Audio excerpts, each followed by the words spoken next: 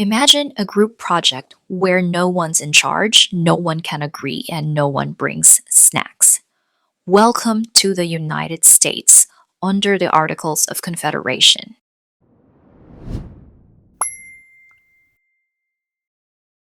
The war is over. The British are gone. 13 states are free. But now what? There's no president, no courts, no power to tax, just 13 very different states and one very shaky plan to hold them together. This is the story of America's first government, why it failed, and how one law helped shape the entire future of the United States. After declaring independence in 1776, the 13 states needed a way to stay united.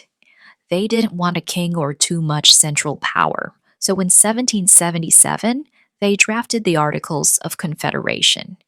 It took 4 years to get all the states to agree, and finally, in 1781, it became America's first official government. So, what did the Articles actually do? They created a national Congress that could make treaties, run the military, and deal with foreign countries. But here's the catch: it couldn't collect taxes, couldn't force states to obey laws, and had no president or courts. States kept most of the power and acted like independent mini nations. This created a very weak central government. If Congress needed money, it had to ask states nicely, and they often said no. There was no national army, no trade regulation, and to change the articles, all 13 states had to agree. Imagine trying to get 13 people to agree on pizza toppings, let alone laws. Things came to a head in 1786 with Shays Rebellion.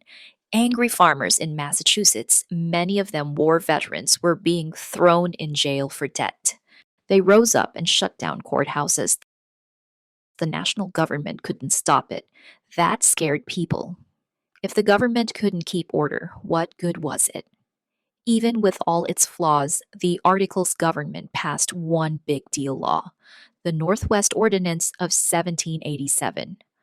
This law created a system for turning new land into full U.S. states.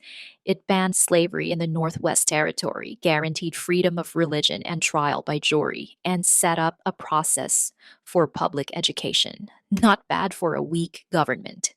Here's how it worked. When a territory had 5,000 free males, they could form a local government. At 60,000 people, they could write a constitution and apply for statehood, equal to the original states. That meant no colonies or second-class citizens. Every state would be equal in the Union. By 1787, it was clear the articles weren't working.